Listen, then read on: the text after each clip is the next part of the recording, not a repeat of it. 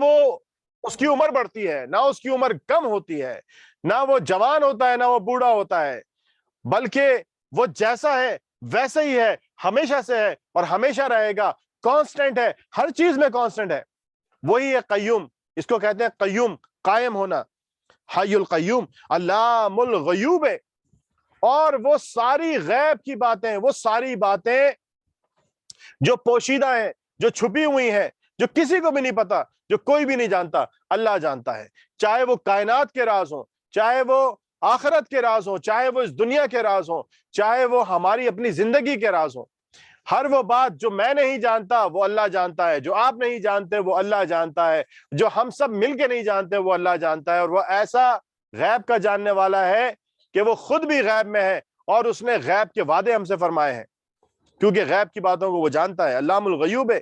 وہ گناہ جو ہم نے غیب یعنی چھپ کے کیے، کسی کو اس کا پتہ نہیں چلا، وہ بھی وہ جانتا ہے۔ وہ گناہ جو کسی نے چھپ کے کیے، وہ بھی وہ جانتا ہے۔ وہ ستار العیوب ہے، اور وہ ہماری برائیوں کو، ہماری خامیوں کو، ہماری کمزوریوں کو، ہماری خطاؤں کو، ہماری ہر طرح کی برائی کو اس نے چھپا کے رکھا ہوا ہے۔ ستار العیوب، عیبوں کو چھپانے والا ہے، اسے چھپا کے رکھا ہے۔ کوئی نہیں جانتا جب تک کہ ہم نہ بتا دیں، کوئی نہیں جانتا جب تک کہ ہم نہ ریویل کریں۔ وہ جانتا ہے پر بتاتا کسی کو نہیں ہے۔ کیا زبردست ہے میرا اللہ کہ جانتا سب کچھ ہے، بتاتا نہیں ہے اس وقت تک کہ بندہ خود نہ بتانا شروع کر دے، اس وقت تک کہ بندہ ڈیزرو نہ کرے کہ اس کا راز کھلے جائے۔ ستار العیوب و غفار الذنوب، اور وہی تو ہے جو سارے گناہوں کو معاف کرنے والا ہے۔ کتنی بڑی نعمت ہے کہ گناہ ہم کرتے ہیں اور وہ کہتا ہے کہ تم گناہ کرتے ہو اور میں تمہارے گناہوں کو معاف کرنے والا ہوں۔ ہم اس کے حکم توڑتے ہیں اور وہ کہتا ہے کہ میں تمہیں معاف کرنے والا ہوں، تم مجھ سے معافی تو مانگو، تم مجھ سے جتنی بار معافی مانگو گے میں تمہیں معاف کر دوں گا۔ وَأَتُوبُ إِلَيْهِ، یا اللہ ہم توبہ کرتے ہیں، ہماری توبہ کو قبول فرما لیجئے۔ میں ہمیشہ ایک پوائنٹ ریز کرتا ہوں اور بہت اہم پوائنٹ ہے، آج اس پوائنٹ کے ساتھ ایک اور چھوٹا سا پوائنٹ اور بھی ہے۔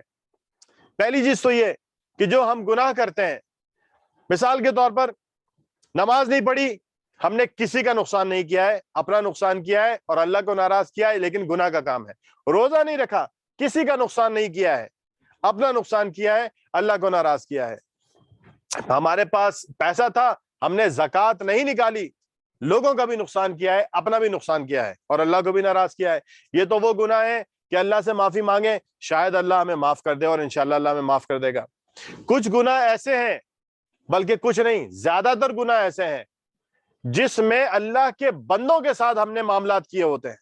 مثال کے طور پر کسی کو ہم نے برا کہا ہے جبکہ اس کے اندر کوئی برائی نہیں تھی، کسی کی ہم نے غیبت کی ہے، کسی پر ہم نے بہتان لگایا ہے، کسی کا پیسہ لے کے ہم کھا گئے، کسی سے ہم نے پیسہ لیا، ادھار لیا اور ہم نے اس کو واپس نہیں کیا، ہم کھا گئے، کسی کو ہم نے بزنس میں دھوکہ دیا ہے، کسی کو ہم نے فزیکلی ابیوز کیا ہے، کسی کو ہم نے ایموشنلی ابیوز کیا ہے۔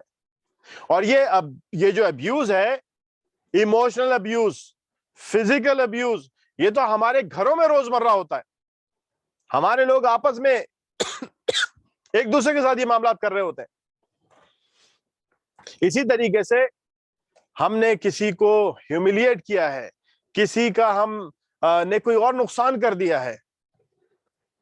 جب ہم ایسا کر لیتے ہیں، ہمارا دل گواہی دیتا ہے کہ ہم نے غلط کیا ہے، ہمارا دل ہمیں بتاتا ہے کہ یہ کام غلط کیا تم نے، اس کے بعد ہم اللہ سے معافی مانگنے بیٹھ جاتے ہیں، یا اللہ مجھے معاف کر دے، یا اللہ مجھ سے ایسا ہو گیا مجھے معاف کر دے، میں نے فلاں کے ساتھ ایسا کر دیا مجھے معاف کر دے، میں نے یہ گناہ کر دیا مجھے ایسا نہیں کرنا چاہیے تھا مجھے معاف کر دے۔ لیکن ہم ایکویشن پوری نہیں کرتے، ہم اس بندے سے معافی نہیں مانگتے، اس بندی سے معافی نہیں مانگتے، اپنے اس گھر کے فرد سے معافی نہیں مانگتے جس کے اوپر ہم نے ظلم کیا ہوتا ہے۔ کیوں معافی نہیں مانگتے؟ اس لیے نہیں مانگتے کہ ہم یا تو یہ سمجھتے ہیں کہ ہماری عزت کم ہو جائے گی، جبکہ عزتیں اور ذلتیں تو ساری اللہ کے ہاتھ میں ہیں۔ ہم یہ سمجھتے ہیں کہ ہماری عزت کم ہو جائے گی، ہماری ایگو جو ہرٹ ہو جائے گی، ہم کسی کو کیا منہ دکھائیں گے کہ اپنے کسی چھوٹے سے معافی مانگ لیں۔ تو اللہ تعالیٰ فرماتے ہیں کہ جو میرے بندوں کے ساتھ تم نے کیا ہے، جب میرے بندہ تمہیں معاف نہیں کرے گا میں بھی معاف نہیں کروں گا. تو یہ جو ہم نے مصلی پہ بیٹھ کر آنسو بہائے تھے لوگوں پر ظلم کر کے, اللہ تعالیٰ نے اس کو ریجیکٹ کر دیا ہے. ایک تیسری چیز ہے, اور وہ کیا ہے؟ استغفار کے ساتھ, استغفار کے ساتھ ایک تیسری چیز ہے, وہ ہے یعنی توبہ کے ساتھ ایک دوسری چیز جو ہے وہ ہے تلافی کرنا. تلافی کیا ہے؟ تلافی یہ کہ اگر کسی کا پیسہ کھا گئے ہو تو مرنے سے پہلے اس کی ضرورت, اس کے مرنے سے پہلے جب تمہارے پاس آ جائے اس سے معافی بھی مانگو اور اس کو اس کا پیسہ واپس بھی کرو. یہ تلافی, یعنی جو برائی کی ہے اس کو بھلائی سے بدلو. اگر نماز چھوڑی ہے تو نماز پڑھو, روزے چھوڑے ہیں تو اس کے بدلے میں روزہ رکھو. اگر کسی کو ایموشنل, فزیکل کسی طرح سے بھی اس کو تکلیف پہنچائیے, اس سے تلافی اس طرح سے کرو کہ اس کو ریپیئر کرو, اس کا دل جوڑو, اس سے معافی مانگو. اس کو کوئی نقصان پہنچایا تھا تو اس کو نقصان بھرو, کسی بھی طریقے سے اس چیز کو ریورس کرو. دس از کالڈ تلافی.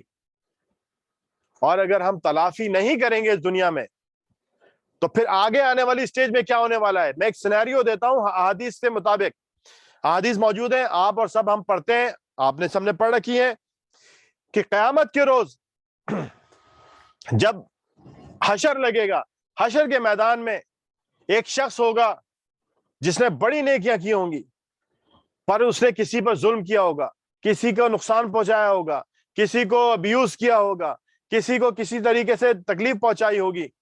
وہ شخص آ جائے گا اس کے مقابلے میں اور کہے گا یا اللہ اس نے میرے ساتھ فلاں کیا, میرے ساتھ ایسا کیا, یہ میرا پیسہ لے کے کھا گیا, اس نے مجھے رسوا کیا, اس نے مجھے ذلیل کیا, اس نے مجھے ایموشنلی ہرٹ کیا, اس نے مجھے فزیکلی ہرٹ کیا. اللہ تعالیٰ کہیں گے کہ اس کے بدلے میں اب یہ جو شخص ہے اس کی نیکیاں اس کو دے دو جس پہ ظلم کیا تھا. وہاں پہ ٹریڈ نیکیوں سے کی جائے گی.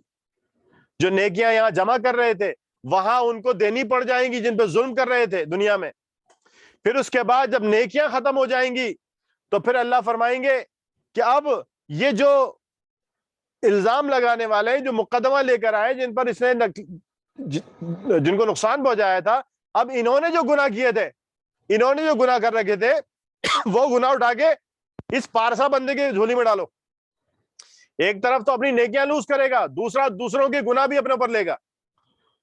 کتنا خسارے کا سودا ہے, کتنا بڑا نقصان ہے.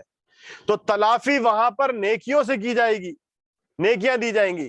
اس سے بہتر ہے کہ یہاں پر تلافی کر لی جائے, یہاں پر جو لیا ہے, جو کھایا ہے وہ واپس کر دیا جائے, جو ڈسٹرائے کر دیا ہے کسی کا اس کو ریپیئر کیا جائے. یہ تلافی ہے, تبھی استغفار پوری ہوگی. ویسے ہم مسلمان بڑے جوشیلے اور بڑے جذباتی ہیں کہ جی رمضان کا مہینہ آ گیا ہے, اللہ تعالیٰ معاف کر رہے ہیں اور ہمیں معاف کر دیں گے, پر ہم معافی نہیں مانگیں گے کسی سے. بائی ڈیفالٹ ہمیں معاف کر دیا جائے گا. بے شک اللہ تعالیٰ رحیم و کریم ہے, لیکن اللہ تعالیٰ نے ہمیں سارے قوانین بتا دیے ہیں, لاز بتا دیے ہیں. الہ العالمین ہمارے دلوں کو ہمبل کر دے, ہمارے دلوں کو نرم کر دے, ہمارے دلوں سے فرعونیت اور ہمارے دلوں سے قارونیت نکال دے کہ مال کی محبت اور اپنی عزت کی محبت ایسے نکال دے کہ اگر ہم نے کسی پر ظلم کیا, کسی کو نقصان پہنچایا ہے, کسی کو ہرٹ کیا ہے تو ہم اس سے معافی مانگا, ہماری عزت نہ گھٹے. اگر ہم کسی کا مال کھا گئے تو مال کی محبت نہ اتنی بڑھ جائے کہ ہم اس کو اس کا مال نہ دیں, بلکہ اللہ تعالیٰ ہمارے دلوں کو نرم کر دے اور ہماری آنکھوں میں وہ ندامت کے آنسو ڈال دے کہ جس سے الہ العالمین فرماتے ہیں کہ اللہ کے خوف سے نکلنے والا ایک آنسو جو ہے وہ جہنم کی آگ کو بجھا دے گا. انشاءاللہ تعالیٰ اللہ تعالیٰ ہم سب کی توبہ کو قبول فرما لے. آمین اللہم ربنا آمین. ایک مرتبہ سورہ الحمد. بسم اللہ الرحمن